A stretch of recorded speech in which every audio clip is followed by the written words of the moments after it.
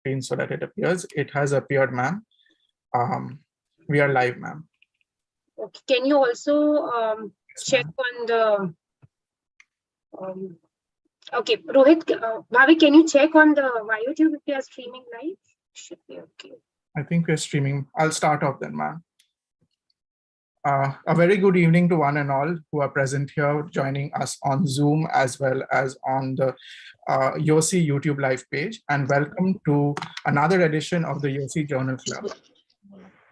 Right at the beginning, on the behalf of the entire team Yosi, I would like to introduce the Governing Council. Our President, Dr. Sonia Kalia ma'am, our Vice President, Dr. Devakant sir, our Secretary, our Treasurer, Dr. Avanish Upadhyay, Dr. Nilesh Kumar, along with an illustrious team of executive members, are all who help the journal. The concept of the Yosi Journal Club has arisen from the strive to learn and the strive to know more, where we introduce a young ophthalmologist and go one step backwards towards a fellow, towards a postgraduate in his year 3, year 2, year 1, where they ask questions leading to research, ideas, and articles. And we at Yosi facilitate to help them understand journals, read journals, and thereon go on to publish papers. So the concept of the Journal Club is about assessing research literature, defining a problem, understanding a specific research question, defining variables and selecting the subjects, selecting a research design, analyzing the data, and in interpreting the results. So the format of the Yosi Journal Club has been started from this very essence, where at the beginning of the month or at the end of the previous Journal Club, a presenter, that is either a young ophthalmologist, a fellow, or a postgraduate who's interested in presenting the paper, is assigned to a mentor. Now this mentor and mentee go through a process. This mentor and mentee go through a process of analyzing a paper together, understanding the statistical analysis, the results, the discussions, and the interpretation of the paper, following which the mentee is guided along with the mentor as well as an expert panel and a research expert throughout the entire month. And finally, the finished product is presented on the Yosi Journal Club page. So it is a rigorous effort by the entire team to facilitate and appreciate learning as we go forward. So at the Yosi Journal Club, after dissecting a paper, we go in for what we call the MERI format of analyzing it. This consists of the method, the assignment, the assessment, results, interpretation, and extrapolation, which is a step-by-step approach to reading the medical evidence and presenting it in its truest form. Once again, if you are watching this and if you are a young ophthalmologist or a PG or a fellow, we at Yosi invite you to present at the Yosi Journal Club. You can reach out to us via the Google Form link or write to us at yosi.journalclub@gmail.com. Over the past couple of years, we've had a lot of Yosi Journal Club oncology, followed by pediatric ophthalmology, followed by oculoplasty, which was taken over by the new Yosi team in July 2022. This was followed by a session of glaucoma. And last month, we had a session again on pediatric ophthalmology. So a lot of things are covered over the span of a month at the Yosi Journal Clubs. And today, we have a session on retina. And to discuss the session on retina, we've chosen a journal from the British journal, from the BMJ Open Ophthalmology Journals that was published in the year 2021. The journal has an impact factor of 2.59, and the article for study today reads, correlation of features on OCT with visual acuity and gas lesion type in Best vitelliform macular dystrophy. Analyzing this article for us is our research expert, none other than Dr. Sabyasachi Sengupta sir. He is the founder and the chief medical writer and lead biostatistician at the Sengupta's Research Academy, as well as the associate editor of the Indian Journal of Ophthalmology, as well as a vitreoretinal surgeon himself. Today we have an expert panel with us consisting of Dr. Dipanshu Agarwal, who is a consultant at vitreoretina at the Chotiram Nethralaya at Indore. Dr. Apurva Ayachit is currently under the weather and will not be able to attend for us, and taking over in place of her and in the last minute and such short notice is Dr. Rohit Modi, and we give our gratitude to him for that. And our third expert panel is Dr. Bhavik Pansal, who is the head of the campus of the LVPI. Our mentor for today, guiding our mentee, is Dr. Poona Chandra sir, who is himself a vitreoretinal surgeon and a consultant at the Narayan Nethralaya Hospital. And our speaker and presenter for today is Dr. Isha Acharya, who is currently pursuing her VR fellowship at Narayana Nethralaya, Bangalore, and is an alumni of UCMS Delhi. Our moderators for today are myself and Dr. Rohit Modi, who is also going to speak about the article and its positive aspects later on. Dr. Rohit Modi, sir, completed his fellowship in vitreoretinal uveitis and has a special interest in biostatistics and is currently the director of the Centra Clinic Hospital in Mumbai. With that, let's not waste further time and go on to the article itself. Introducing our speaker, Dr. Isha Acharya, as I mentioned, is a VR fellow at Narayana Nethralaya. She has participated in various national and international conferences, including the iOS, DOS, BOS, WOC, and the Korean Ophthalmic Society, and won Best Free Paper Awards at the BOS 2022 and runner-up at the Ophthalmic Images at IRSI, with several index publications, including illustrious journals like Orbit, BMJ, and AHAO. And she's also an executive member at Yosi. Guiding her and being the mentor for the session is Dr. Poona Chandra sir, who's a vitreoretinal consultant from Narayan Nethralaya, who had undergone his training in inherited retinal disorders and electrophysiology from the Moorfields Eye Hospital in London, and then completed his preceptorship on age-related eye disease from Sydney. He has also presented numerous papers in national and international forums and has won numerous awards. We welcome you, sir, to the Yosi Journal Club. With that, I would invite Dr. Isha Acharya to share her screen and present her topic. Yes, thank you, Anujit. And thank you, Yosi, for giving me this opportunity. I shall be sharing my screen just a second. As Isha ma'am is sharing her screen, she will be having a short quiz also as well. So during the quiz, if she asks a question and if you feel you know the answer at the audience level, please type in your answer at the YouTube or the Zoom link chat box, and then we can pick you and you can unmute yourself and answer. If there is someone who answers a lot of questions, we will provide a certificate from Yosi from this session. Isha ma'am, the floor is all yours. Okay, thanks. So I'm Dr. Isha Acharya, vitreoretinal fellow at Narayan Nethralaya, and my mentor for today's JC is Dr. Poona Chandra sir. So today we'll be discussing on the article Correlation of Features on OCT with Visual Acuity and Gas Lesion Type in Best Vitelliform Macular Dystrophy, and this was published at BMJ Open Ophthalmology Journal. So this would be the overview. We'll be discussing introduction, aim, materials and methods, results, discussion, and the conclusion. And to make the session more engrossing, there will be few quiz questions to the audience in between the slides.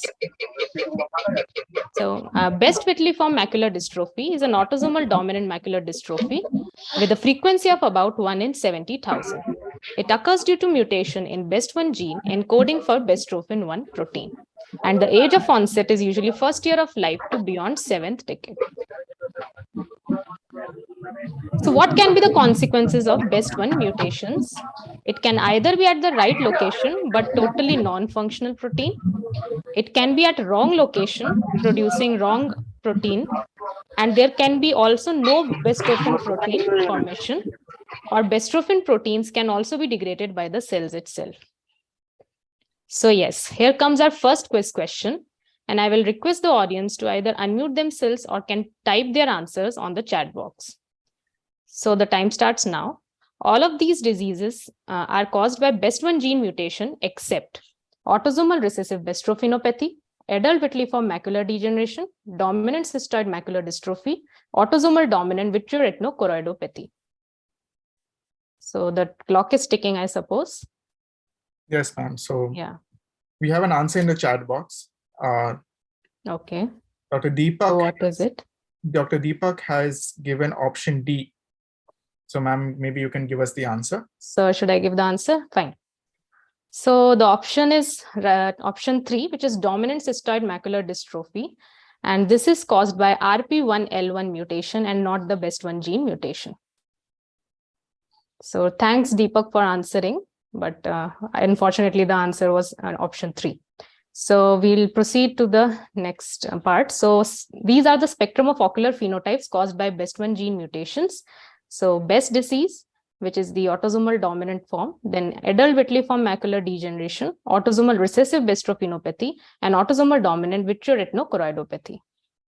So GAS gave a staging based on fundoscopic examination, and it was divided into 6 stages. The stage 1 was pre-vitiliform, then comes vitiliform, pseudo-hypopyon stage, vitily eruptive stage, atrophic, and the choroidal neovascularization stage has been considered to be as the stage 6. So the aim was to correlate structural features seen on OCT with best corrected visual acuity and GAS lesion type in patients with best vitiliform macular dystrophy. So now comes the second question. So what is the BEST1 gene location on which chromosome? Chromosome 1p21, chromosome 11q13, chromosome 14p, or chromosome 6q14? So audience, you can participate, and whoever wants to unmute, they can tell the answer. You will be getting 10 seconds time. So I'm having a look at the chat box. There are no responses till now, so we'll just give it another 5 seconds. Okay, sure.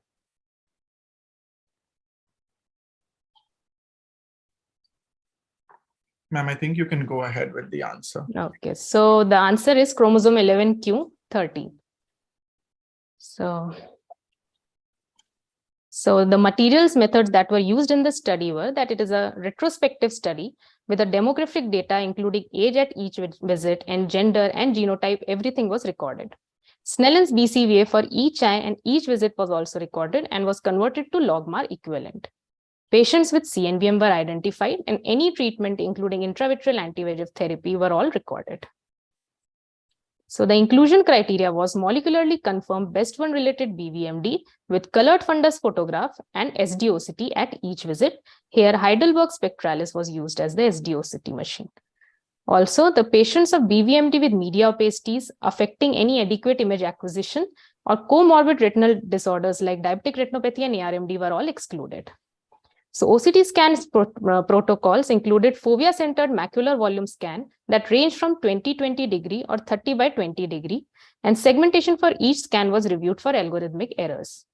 Octa, whenever was available, was used for presence of visible CNV, and Oct scan protocols included 3 by 3 mm and 6 by 6 mm scans. So OCT features that were analyzed were pre-vitiliform lesion, which was defined with subfoveal thickness of cone outer segment line without vitiliform deposits or any SRF. Then the solid vitiliform lesion, in which it was a dome-shaped homogeneously reflective lesion without any SRF.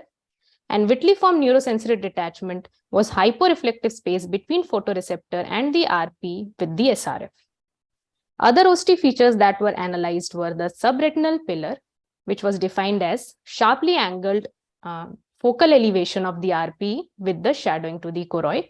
Then focal choroidal excavation, which could be conforming or non-conforming type, or the intraretinal fluid, or atrophy or fibrosis, which was defined as loss of outer retinal layers, including the ellipsoid zone, COST or ELM.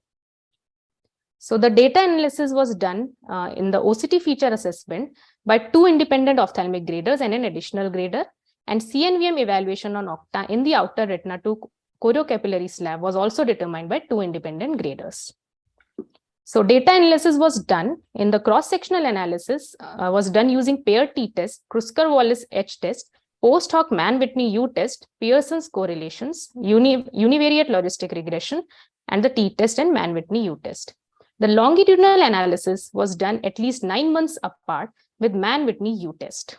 The statistical analysis was done using SPSS statistics using the Microsoft Excel. So total 95 eyes from 48 patients with BVMD were included with a mean age of 38.9 years and a male preponderance of 60.4%. Mean logMAR BCVA was 0.31 with a Snellen's equivalent of 6/12, and mean central subfield thickness on OCT was 346.7 microns.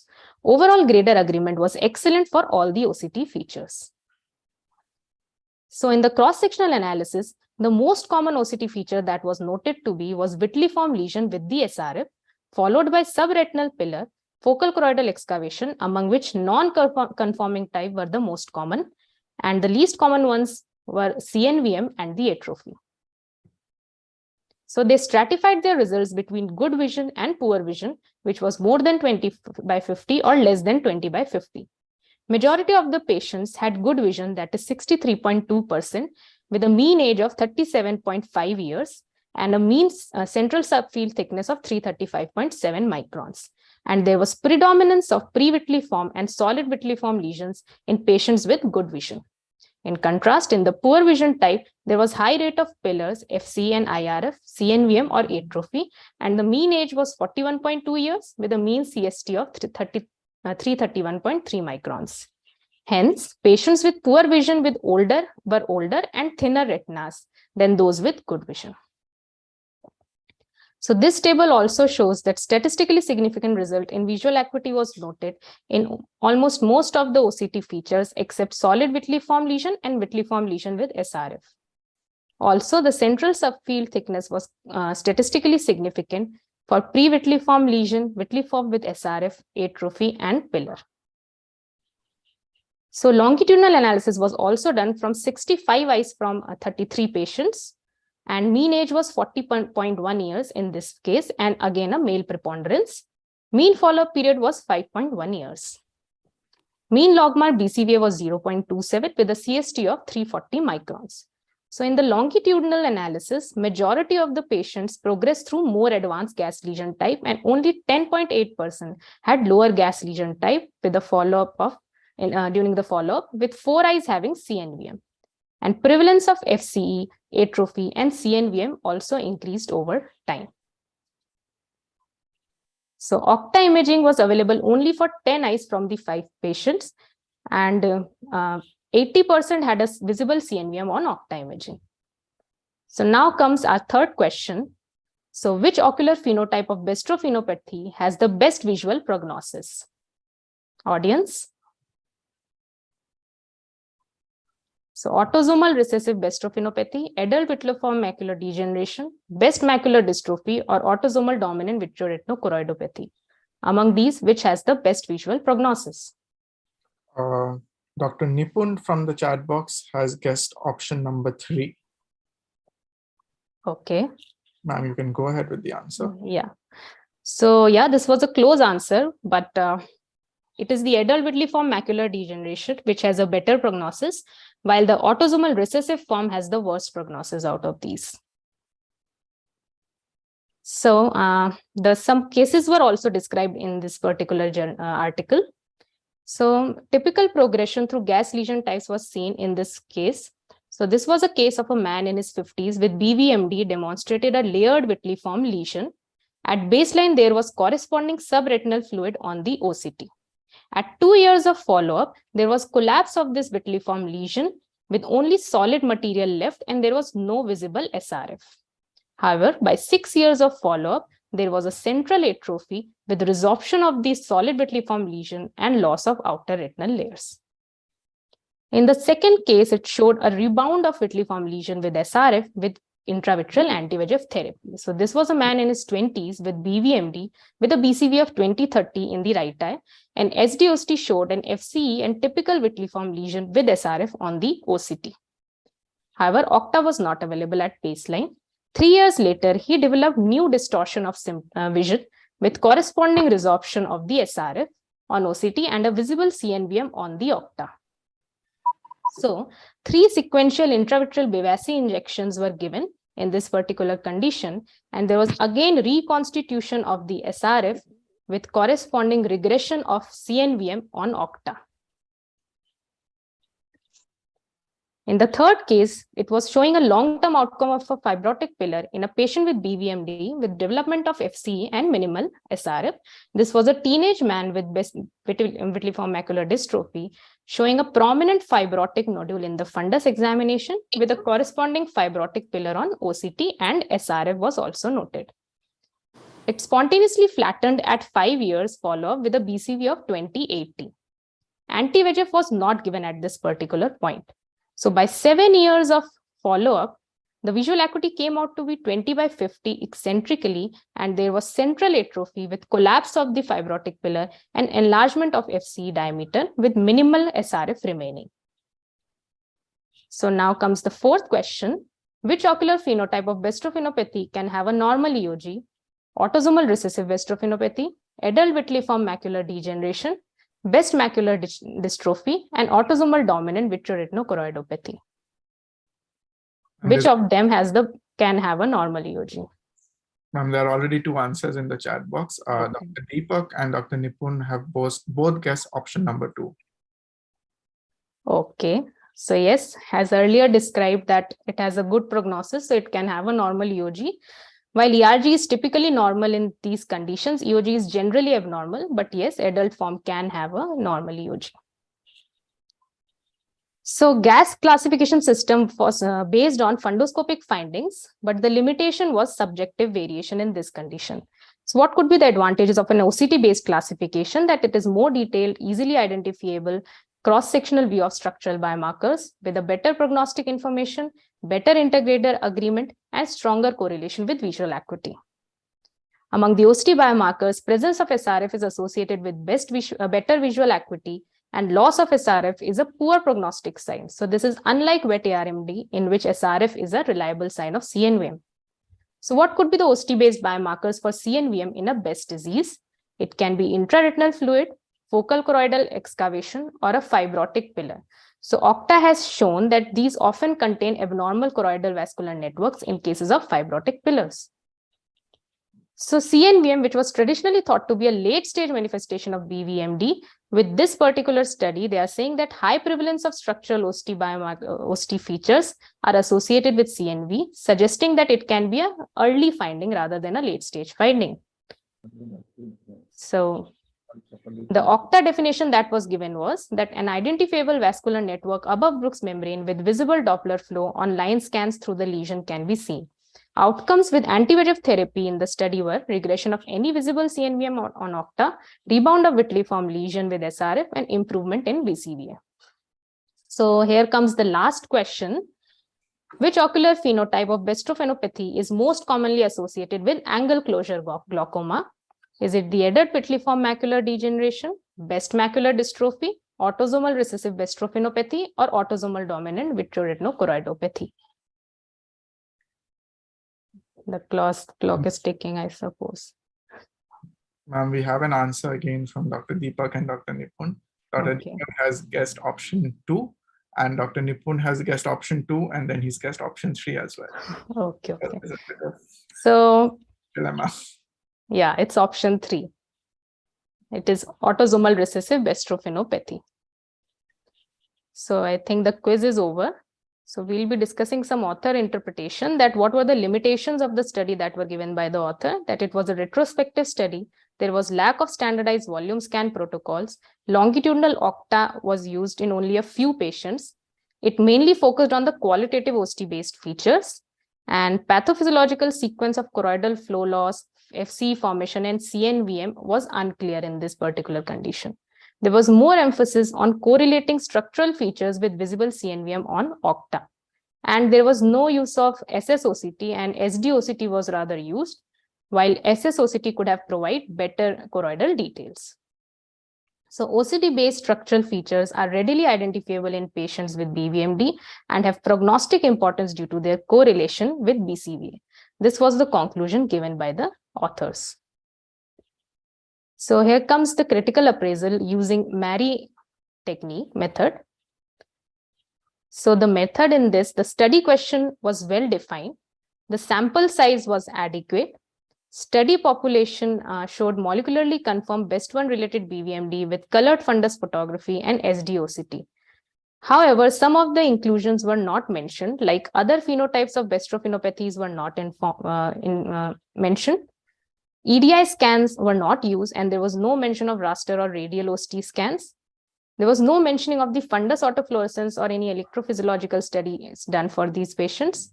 And there was no history of mentioning of the history of trauma in all the cases that they had mentioned. Yeah. Exclusion. Hello, Isha.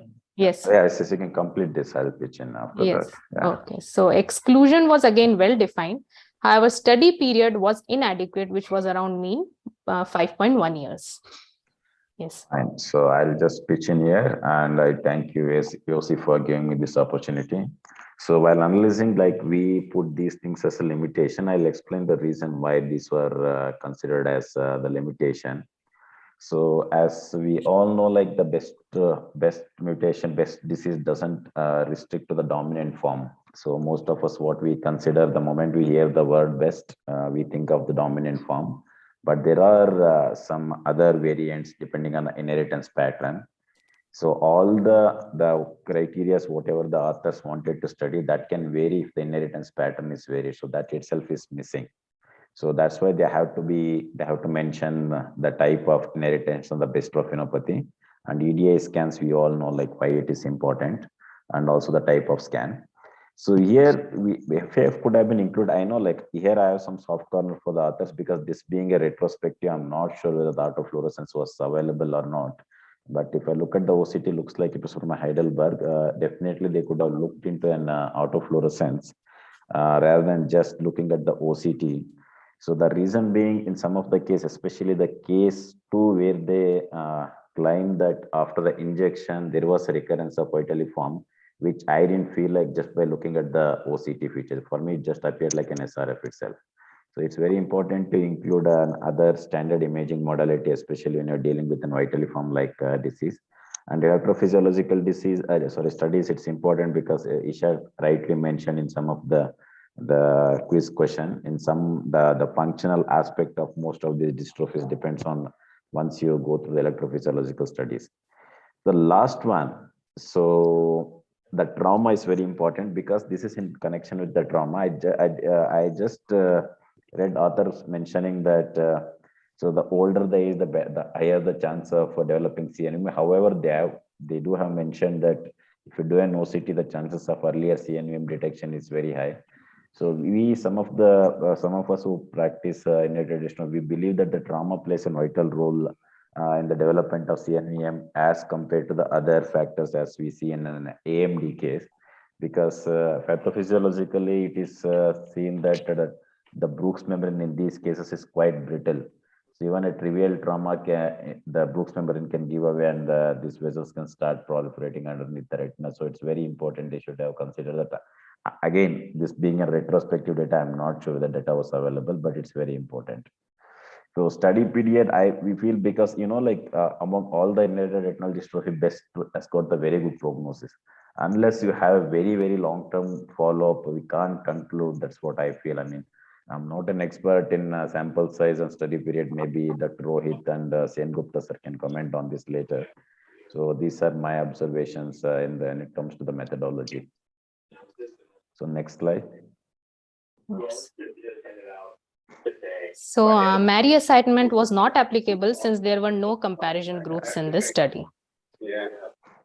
Assessment in OCT features were analyzed by 3 independent masked graders, which was appropriately done. It was a retrospective study. No quantitative analysis of aforementioned OCT features were mentioned, and unavailability of Octa was there for majority of the patients. Also, there was no mention of the Octa segmentation, and old terminology cost has been used in this case instead of the interdigitation zone. Yeah, this is again important. Again, unavailability Octa, of course, being retrospective may not be available. And the segmentation, especially in cases of best disease, we all know, like if you go by the automated segmentation, could be a false positive and false negative errors in identifying the CNVM. It's always preferable to do an manual segmentation when you're interpreting an Octa images of bestrophinopathy like this. Is of course, in fact, ideally, I feel any disease you should do a manual segmentation. but I'm not sure what kind of segmentation. I'm pretty sure they would have taken an automated segmentation, but it's good. It's always better if you go for a manual segmentation to be very sure that you're dealing with a CNVM, not just that the abnormal fibrosis which can happen in the long term. So because this is very important, because even if you do an angiography like ICG and FFA, the presence or an absence of CNVM in Best disease still remains unclear. So ACTA can throw some light. It's good that authors made an attempt to analyze, but manual segmentation is always preferred. Yeah, Isha, next one. So statistical tests were appropriately used. In the interpretation, I'm not sure really whether statistical tests were appropriate or not. I mean, we have other experts who can comment on this maybe later. Yeah, next. So interpretation, in case 1, baseline OCT was not showing the cross-section with vitelliform lesions and only SRF was seen. However, the authors have mentioned that vitelliform lesion was also seen. In case 2, baseline Octa was not available. So this can also hamper our assessment of a CNVM. And BCVA stratification was not consistent with the WHO criteria. FAF was not available, hence transition of gas lesions cannot be accurately determined. Also, electrophysiological study unavailability affects to account for the severity of the BVMD in these cases. So this is exactly what I was mentioning, the role of autofluorescence, what they claim in the case 2 where the recurrence of vitelliform lesion, but I, to the best of, I can't make out any vitelliform lesion in the OCT where they mention there is an vitelliform lesion. There could be, but autofluorescence could have clarified the things. See, the BCVA stratification, why I feel like I know, like, but I'm not sure that I'm right or wrong here. So why they have considered this 2050? They think that that is the infection point. That's where the things change. But in my cohort, I feel different. So it's always better, I think, to use a standard method of classification. So that is important. That 2050 is just an arbitrary what authors thought that could be that. I mean, the point where the things either fall into the atrophic change or pre-vitelliform and things like that. So obviously, electrophysiological study, if it's available, it would have been good. Anyway, authors never included that. Next. So in the extrapolation, results cannot be extrapolated for all other forms of BEST1 gene mutation. Also, only anatomical variation based on OCT was mentioned, which cannot be solely responsible for the visual outcomes, and functional variation based on the electrophysiological studies could also be used. Octa cannot be the only useful modality for identifying all types of CNVMs and may also sometimes show artifacts. So FFA and ICGA also play a pivotal role in these cases. Fine. I mean, I agree with that. Yeah. So those are my comments. I think maybe I'll show some cases and I'll give the concluding remarks at the end as it was shown in the order. Dr. Anujit, you can take over. Yes. Thank you, everyone. Thank you so much, Dr. Isha, and thank you so much, Purnachandra sir, for sharing and lucidly explaining this entire presentation to us. Dr. Isha, can you unshare your... I'll stop. Yes. Following this, I would like to invite a gentleman who needs no introduction, Dr. Sabyasachi Sengupta sir, to give his critical appraisal of the journal. Dr. Sengupta is the founder as well as the chief medical writer and the lead biostatistician at the Sengupta's Research Academy, as well as the associated editor at the Indian Journal of Ophthalmology and a vitreoretinal expert himself. Dr. Sengupta sir, I leave the stage open to you to add your remarks. Thanks, Anujit, and a very nice presentation by Isha. I'll try and share that PDF, which was, as usual, I made some annotations. So when we talk about, the first word that you hear when you look at the title is correlation.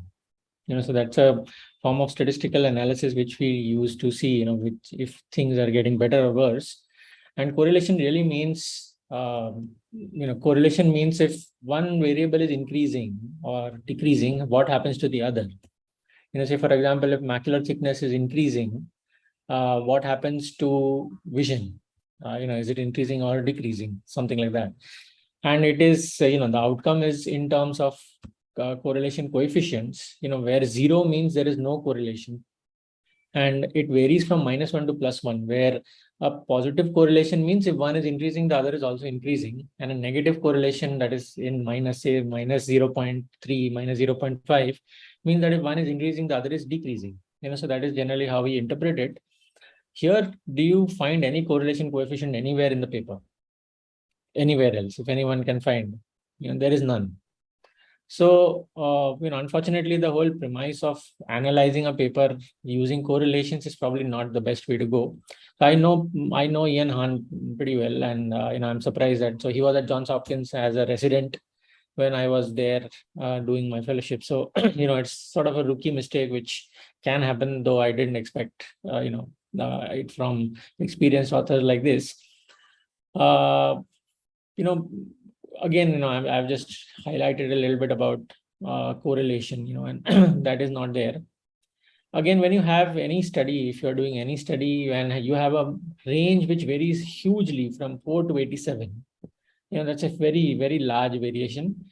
What that really means is that, we know that macular thicknesses change, subfoveal thickness change, OCT angiography parameters are different in young and old. So though the mean is somewhere in between this, still the range is quite large, right? So given that the sample is less than 100, then even 3 or 4 which are more than 70 years of age could sort of, pull the analysis towards that self. So whenever you analyze it, everything should be age adjusted. Age adjusted, by that I mean, what if all were of the same age?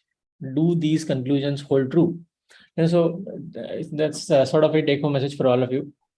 What they mean by poor BCVA is, at least in the abstract, is not mentioned, right? So I think it's already been mentioned by 2050 was the cutoff, and that is, of course, arbitrary.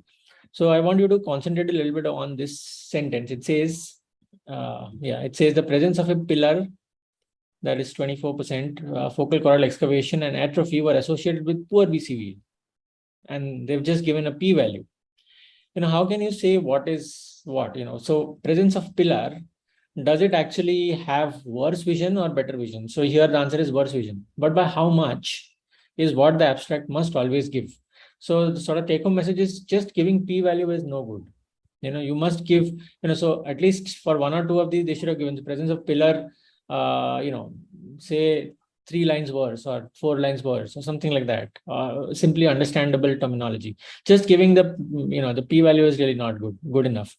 Again, they don't give us, at least in the abstract, they don't give us how many were type 1, how many were gas types. They have not used the word staging, but they've used the word types, which again, I think is a bit confusing because the whole world uses, and every textbook in ophthalmology has stage 1, stage 2, stage 3, things like that. And of course, all of them have pre-vitiliform, vitiliform, vitilo-eruptive.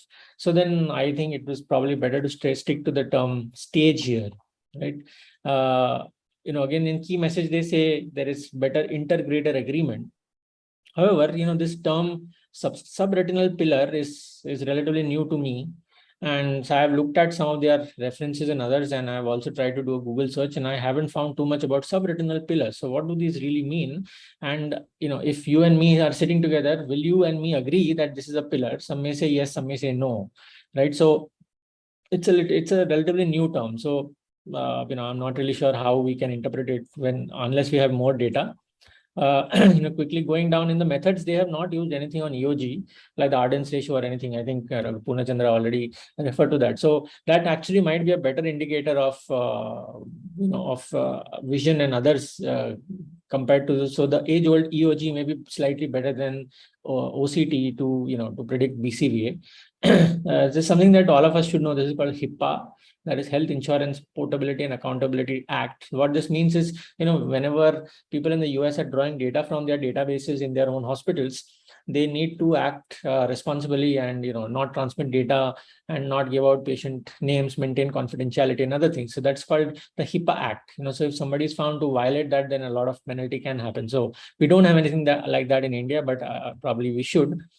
These are the 7 things that they have actually looked at the OCT: the pre-vitiliform, solid vitiliform, vitiliform, neurosensory detachment, subretinal pillar, focal coral excavation, intraretinal fluid, and atrophy. So, after looking at 7 features in 95 patients or in 95 eyes, I think it's a bit of an overkill to look at so many different features and try and see association of each of these with BCVA. then like they say, Pearson's correlations were used to investigate relationships, but then they don't give any correlation coefficients. So then, we're not really sure what is really happening. What they've simply done is done some group-wise comparisons.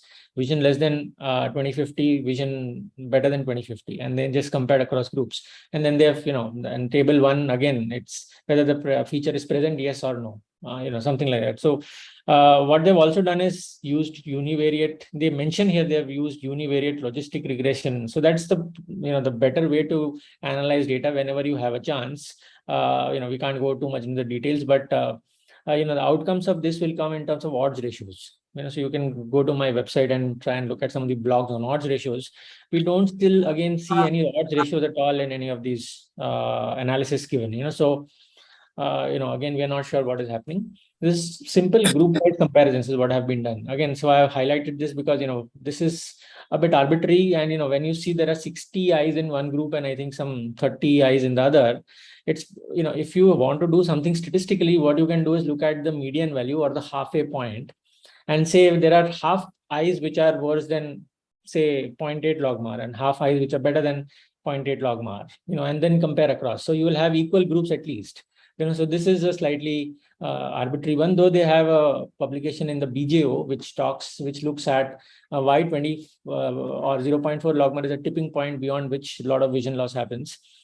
All right. In the results, again, like I said, there are no correlation coefficients. If you see, they have given mean and median in all of these. There is no standard deviation. So mean is 38.9, median is 36. Now, when you have mean and median both, which is uncommon in most papers, when they are very close to each other, that means, there are not too many outliers. That means, the overall things are normally distributed. That means most, eyes would be in and around, say, 38 or so. So maybe, say 25 to 50 or something like that. Still, they should have given the standard deviation. The sort of take-home message here is that, again, they say mean OCT thickness is 346 and 322. Again, they're relatively close. That means there is, it's not much outliers. There is not many with extreme values. Overall, grader agreement generally is given using a kappa statistic, and not percentages. So again, this is a sort of a rookie error, which, again, they talk in terms of percentages. And, they say the lowest agreement was associated with presence of pillars. Obviously, because, this is a relatively new term. And they say highest agreement was associated with presence of pre-vitally formed lesions or SRF. Now, if you look at, this is the supplement, I think Isha has shown this. This is the pre-vitally formed lesion. This almost looks absolutely normal to me. I mean, literally, unless somebody told me this is a, Best disease or showed me the color fundus, I would not really have known that there is something abnormal. Almost. So it's very hard to understand that 96% people agreed that there is some lesion here. That's a really high number, I think. So, that's a little bit. So I think there is some bias in the way they want to show their results. Overall, like I said, univariate analysis should have odds ratios, again, which is not there in the paper. So there are some, some problems with the overall presentation. However, the good part is the longitudinal analysis, which I haven't marked much here. That's because, they have 65 eyes of 33 patients in the longitudinal analysis, so it's very hard to find papers which look at patients serially over time. So that's what they have done. So, if something we can take home from this paper is probably longitudinal analysis and how things change, and that some people may actually have backing up, or they may have slightly better vision as we go along. And then that choroidal neovascular membranes may happen slightly earlier than we expected in the past. That's because they have looked at serial images. So longitudinal analysis in this paper is probably something to look at, but most of the other analysis is probably not up to the mark. Thank you so much, sir. That was indeed lucidly explained, but at the same time, literally blowing open the paper and throwing to light some very interesting mistakes, right from mean, median, and something like standard deviation, which, to quote you, sir, are rookie mistakes to make. With that, sir, I thank you once again. And there is one question in the chat box, which I would like to take up with you, sir. It is by Dr. Ramesh, and he says, and I would read it out for the audience, should the authors have taken only one eye for statistical analysis, or is it right to take both eyes for analysis? What to do when? So when you're looking at a rare disease like this, if this was DME or something like that, we would probably take one eye at a time. But then when you're looking at a rare disease here, you are looking at one eye as an individual, isn't it? So though there is, if somebody has, you need to think about this a little bit. So if somebody has worse vision in one eye, say 6/60, is it likely that he will have very bad vision in the other eye as well? I don't know, Dr. Purna Chandra may be able to tell us more, but these things often are a bit asymmetric, where one eye is better than the other. So if it is so that both eyes are going to have very poor vision, and if you have too many with both eyes which are bad, then say out of 95, those 30 people, the analysis would be about those 30 people alone, isn't it? Because all the others have one eye, and these have both eyes and they have very poor vision. So then they are overshadowing all of the others. So if it is that way, then you can use something called repeated measures analysis, which again they haven't done, and I thought it was best not to bring it up. But so what they've done is simple pairwise comparisons, or they've just done a pair t-test, and also they mention it. However, that is not the best way to go. There's something called repeated measures analysis, which can be done if you want to use both eyes. Like in this case, some people have both eyes and some people have one eye. So we are not sure whether this is really influencing the overall outcomes or not. So it is good to do the analysis in a routine way, a proper analysis, unlike this, which is not proper, but you do a proper analysis and then you do a repeated measures analysis as well. And then what we generally do, at least at my academy, is we then take only one eye of all patients and then do an analysis again. So we have 3 sets of analysis, and we see whether there's a lot of difference which is happening. If there is a lot of difference which is happening, then we report it as such. Repeated measures analysis is generally the sort of statistical answer to this question. I have a doubt. Why is that when we submit papers, all these things get highlighted very much? And it has not gotten highlighted when it is submitted to BMJ. No, it's an open, right? BMJ open, hai na? It's not BJ, it's BMJ. BMJ open access. So all these, a lot of like standard deviation, as Saras mentioned, all those simple things they have missed out somehow. And it there are a lot of school by mistakes. Unfortunately, these things happen. So, this BMJ group, what they do is they don't review the papers themselves at all. The editor is going to send it to one external body, which is called Research Square. You can actually look at Research Square. They are an intermediary. What they do is they get, reviewers matched with their artificial intelligence, and they pay the reviewers $50 for reviewing a paper. And, and once the paper comes back, it is sent back to the author. So the editor really is not going into the hassle of, finding a reviewer and, asking them to review, looking at it again. Research Square is pretty much what is doing this. So as soon as you outsource it, like BMJ Open does, or there are lots of other large journals which are doing it now, as soon as you outsource it, that quality is going to suffer a little bit. Not to mention that these are, the open access journals are predatory, but then, a lot of papers sneak through because it's being outsourced. Thank you so much. Thank you so much, sir, for sharing that interesting insight on the BMJ review process as well. With that, I would like to invite Dr. Rohit Modi, sir, to share the positive aspects of the paper, which he so graciously accepted to help out at the very last minute as well. And sir, you may share your slides, and I would like to hand over the moderation to you following that. Thank you, Anujit, for being so kind. After listening to Dr. Isha's presentation and then, listening to the analysis by Dr. Sabyasachi, one may actually think that, what are the positives out of the paper? Well, if I just think as a solo private practitioner, who has access to SD OCT but not OCT angio, I find the data clinically relevant. The features that you have explained in terms of focal choroidal excavation or the pillar sign or the atrophy, which is correlating probably with a poor visual outcome. Somewhere these pure OCT findings do have a meaning in clinical practice. Obviously, a data which would have been analyzed in a better way, like Dr. Sabyasachi mentioned, would have more role. But this data is certainly useful. The other aspect, like Dr. Sabyasachi also pointed, was the longitudinal aspect, which has also, because I used to also presume that CNVMs are seen at a later stage in these patients. And sometimes I've even injected them early, and later on when I've got an Octad and I've realized that maybe the CNVM was not there. So we know from this paper, because their longitudinal analysis was good, that CNVMs can present early. So these were my two important takeaways, positive takeaways from the paper. Now, I would like to, just one second.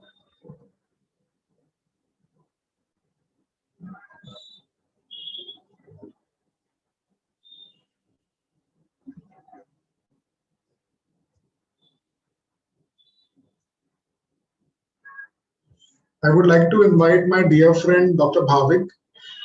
He's doing an amazing job at this age at LV Prasad.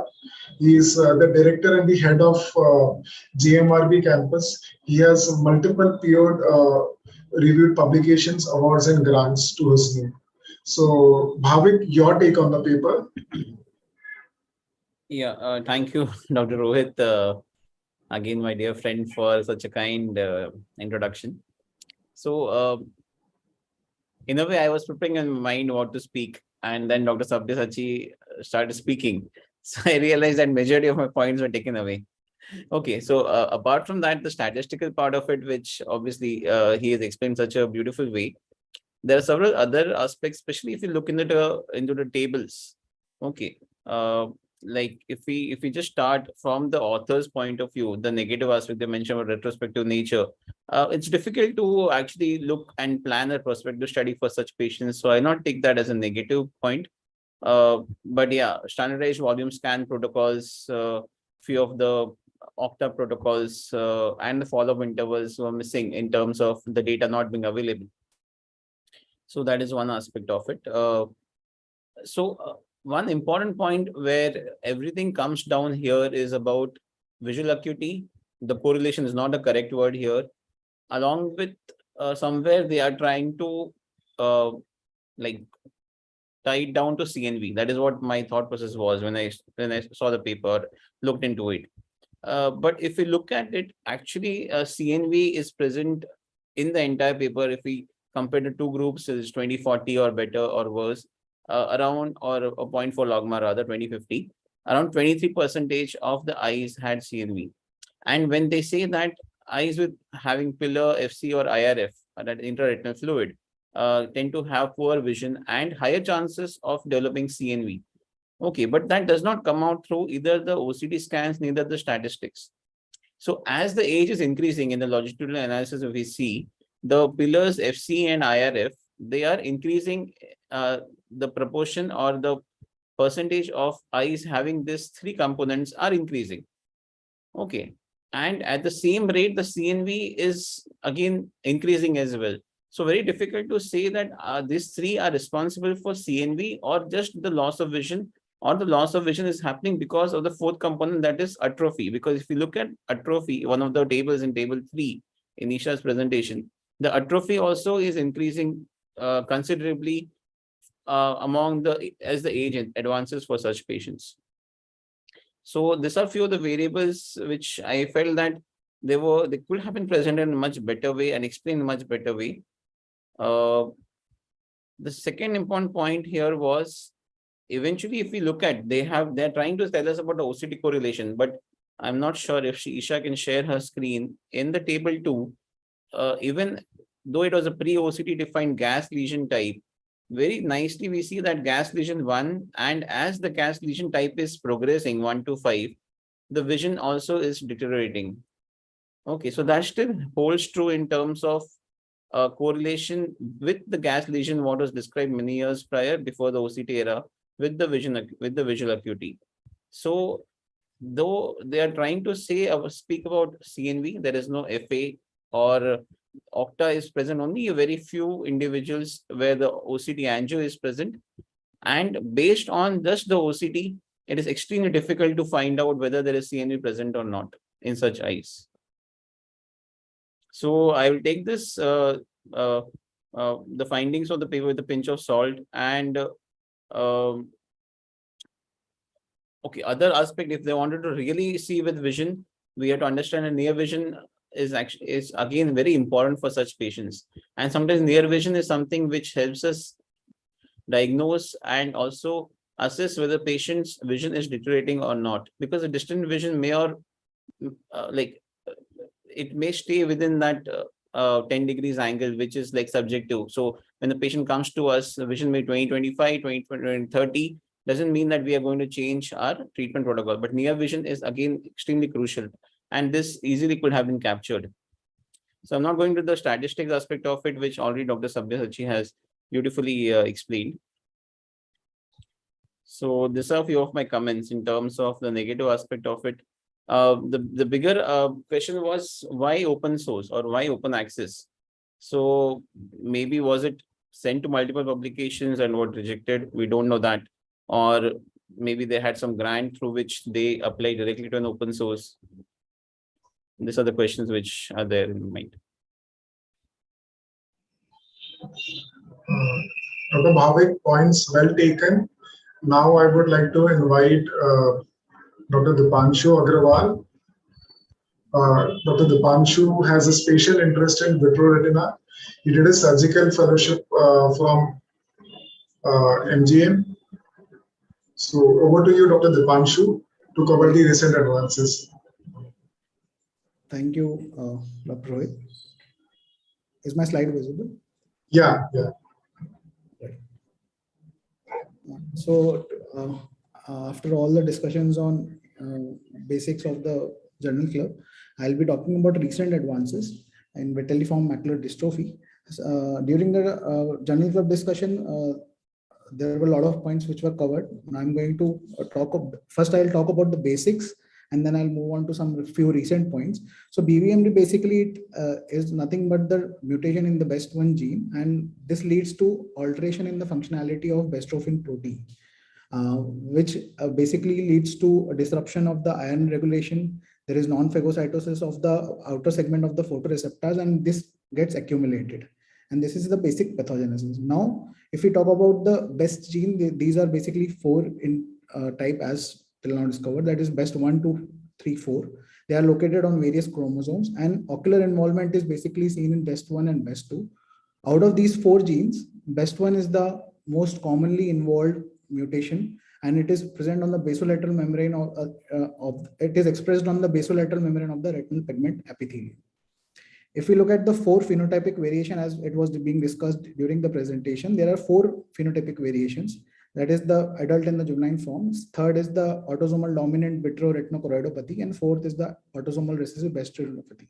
All of these are autosomal inherited autosomal dominantly, however, except the last one, which is inherited recessively.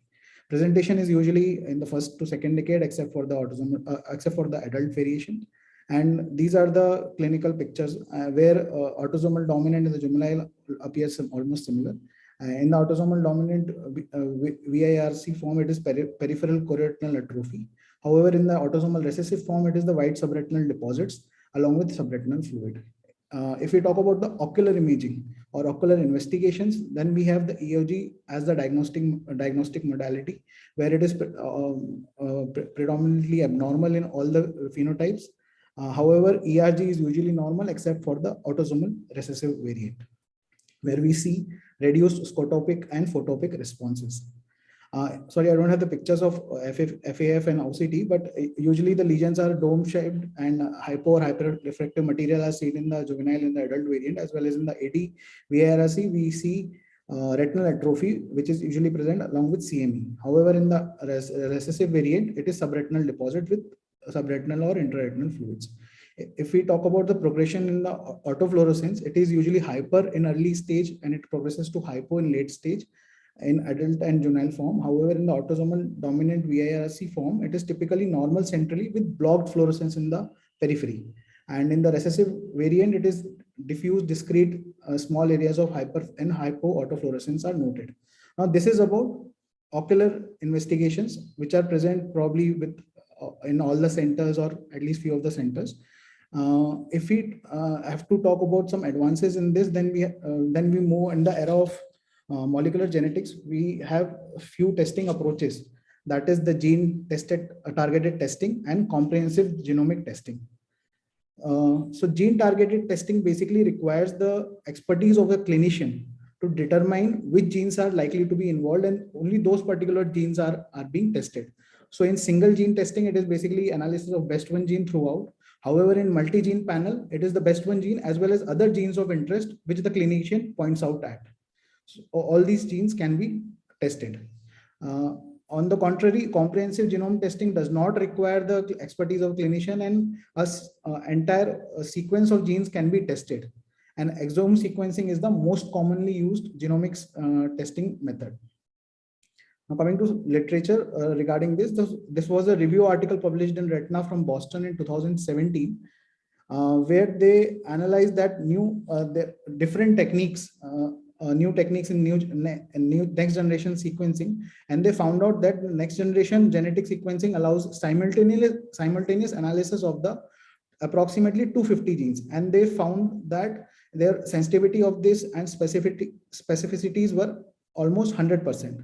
So they concluded by saying that comprehensive NGS sequencing of all retinal dystrophy is changing the paradigm of how retinal specialists perform the genetic testing. And also in future clinical trials, it can help in identifying specific genetic defects, increasing use to identify patients who may enroll in these clinical studies and may benefit from novel therapies. Another study published in USA in PNAS 2018, where they analyzed the use of best one gene therapy. So basic path of this was the abstract. So the crux of it is the best one gene mutation. When it occurs, it leads to primary channelopathy, which leads to a retina-wide abnormalities at the RP-PR interface, and there are those micro detachments which are seen. So in vivo imaging depicts those micro detachments, and these detachments get contracted with dark adaptation and expands upon exposure to moderate intensity of light. Now, due to this mutation, there is a retinal lamination defect, PR sensitivity loss, and slowing of retinoid cycle. And so what they did was they took a adeno-associated virus 2, that is a vector, and they incorporated best one gene. And they did subretinal best one gene augmentation therapy. And they found out that there is a success in reversal of macro and micro detachments through restoration of cytoarchitecture of the RPN photoreceptor interface. But all this has been done in canine models, like in dog models, but these are in trial phase. So what they did was, this is the progression of the lesion across 23 to 47 weeks. This is from stage 1 to stage 3. And this incorporation of the subretinal injection is done at 52 weeks. And as you can see that at 95th and 297th week, this lesion remains stable. There is no recurrence of fluid, or the lesion is not there.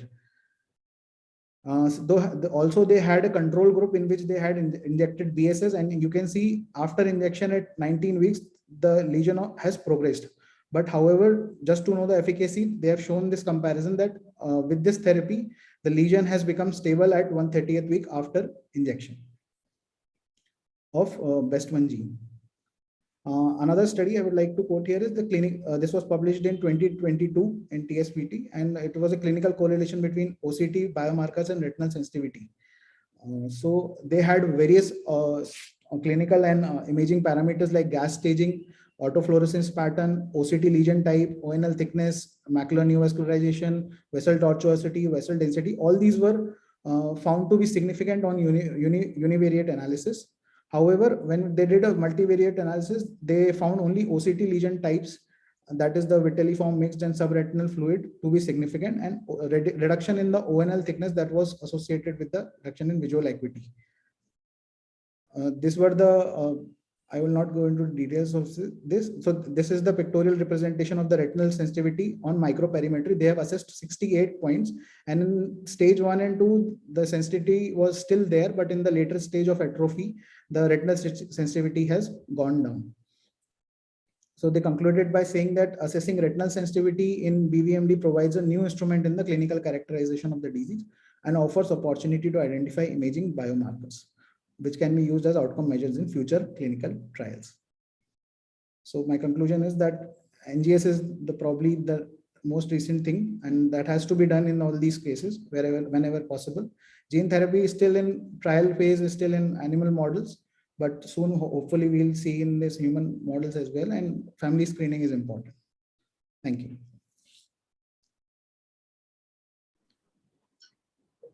Thank you, Dr. Dipanshu.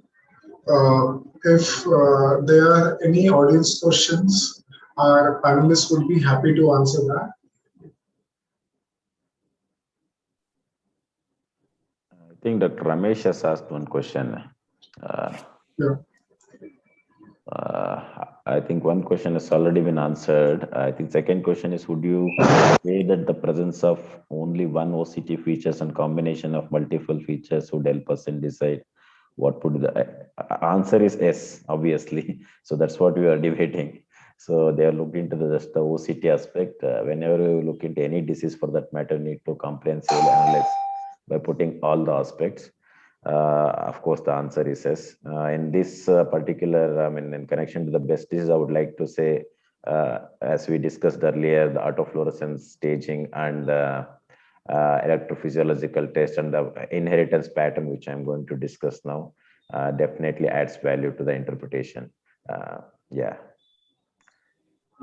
And I think that's the only question. I'm not sure if there are any other question in the YouTube channel. Yeah. I don't think so there are any more questions. So, yeah. Dr. Purnachandra, your concluding remarks? Yeah, just give me 10 seconds, okay? Sure.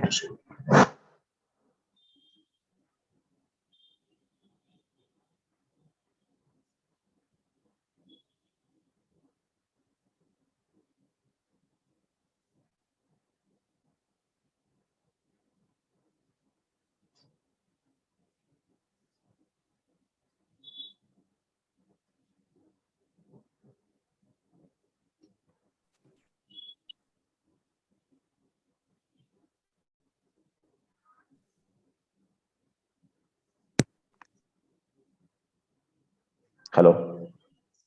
Yeah, we can hear you. Yes. Just can go to the next slide, Isha. Was this the first slide? And this is what we have published a couple of years back in scientific reports. Go to the next slide. The labeling is. Isha, can you hear me? Yes, sir. Yeah, let's go to the next slide. These were the one with the dominant one.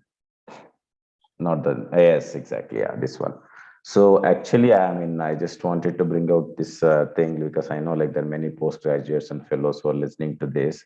So this is what I was telling when it comes to the best macular dystrophy, depending on the inheritance pattern, the phenotype might differ.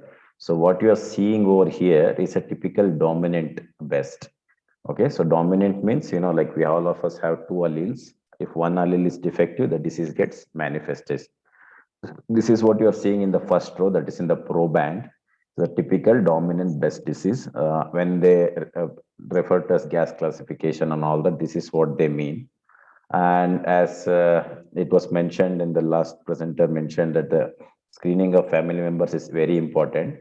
So look at the second row, the father was totally asymptomatic. Isha, maybe you can show it in your pointer. So he had a mutation in the best one gene, but he was totally asymptomatic, the father. But look at this left eye fundus picture, the second row fundus picture, and also the autofluorescence image of the left eye. There is an vitelliform deposit. So that disease can be as subtle as this. Okay. So when you have these kind of findings in the one eye, and the other eye is being very normal, which Dr. Sengupta was pointing out, when the OCT was completely normal. So of course, in this, whatever the inter-observer, I don't agree, and I agree with I don't agree with the authors, and I agree with Dr. Sengupta. But this is what in the other eye is what some authors refer to as pre-vitelliform lesion. So when one eye has an vitelliform lesion, so other eye is completely normal. So that is sometimes referred to as pre-vitelliform lesion.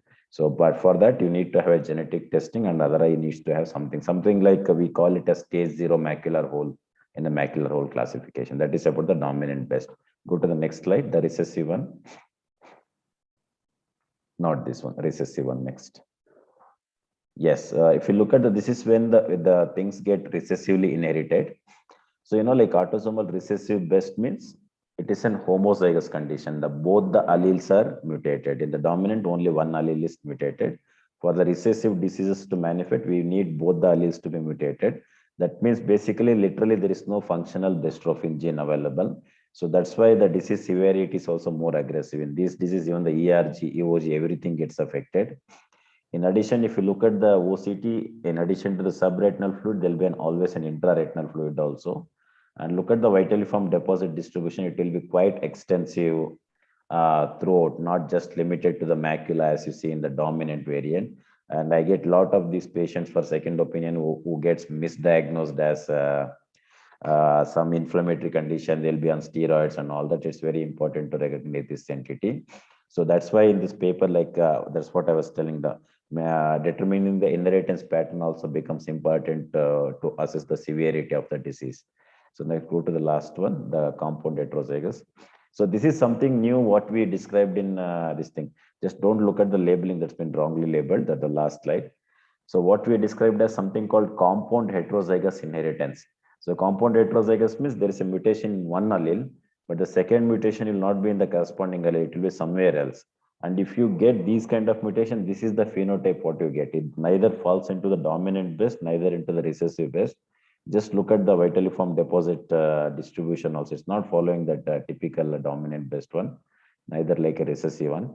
So these in our series, we found that angle closure association to be more. In fact, these patients lose vision more because of the angle closure glaucoma than the breast disease per se. It's very important to screen all patients with any form of breast, be it dominant, recessive, or compound heterozygous. They have to undergo a periodic gonioscopy, and most of these patients will be hypermetropes, and it's better to do a PI in these patients. So that's what I wanted to highlight. Breast disease doesn't mean that's the dominant form. There is a recessive variant. So, and also there is one more entity called compound heterozygous variant, which you need to look into. So that's it. That's my 2 minutes. I think we can end the presentation. Back to you, Dr. Rohit and Deepanshu.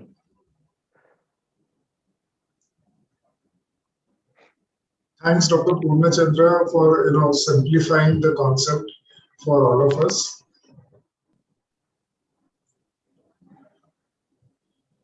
Isha, you can stop sharing, yeah.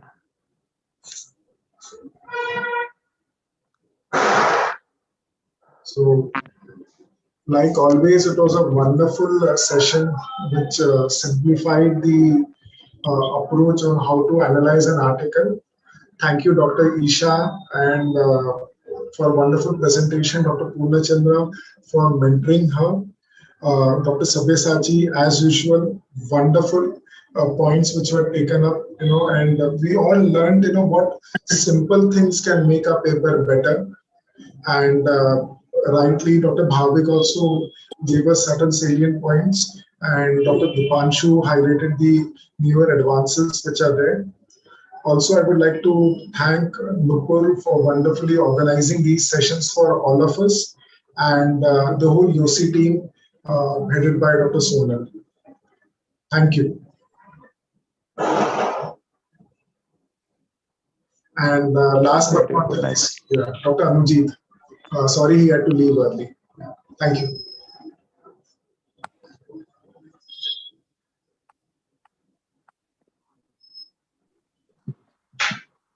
Hi, Rohit. Hi, Dr. Yeah. So, do you want to present the certificates? Yeah, sure. I'll present the certificate. Sorry, I missed that point. Yeah.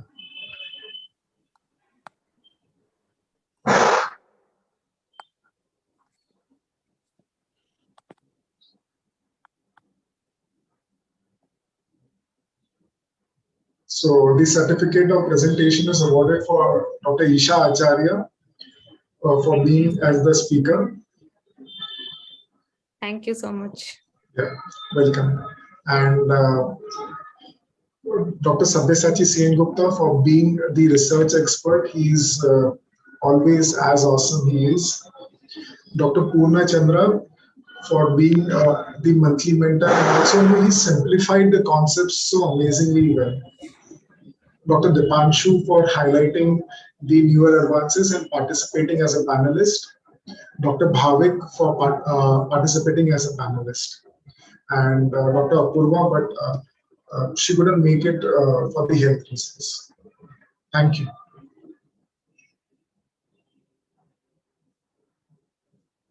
So, thank you, everyone. I think we've had a wonderful session. And it was the whole concept of journal club is that how learning how to analyze the article, so wonderfully presented by Dr. Isha. Dr. Sunny Sengupta sir, as usually, gave the excellent nuances to the article, and all the panelists gave the fantastic take on the article, the positive and negative aspects. Special thanks to Rohit for stepping in at the last minute and agreeing to take over the Dr. Apurva's thing. So I would encourage more and more people, young ophthalmologists, to attend these journal club sessions. Also, come forward in presenting. So we have our dedicated email ID, yosi.journalclub@gmail.com. You can send us any feedbacks, what articles you would like to present, what you would want to have as sessions. If you would want to have something specific to biostats, we can have that for you. And thank you to all the audience. And I think the quiz winner was Dr. Nipun, right? Yeah.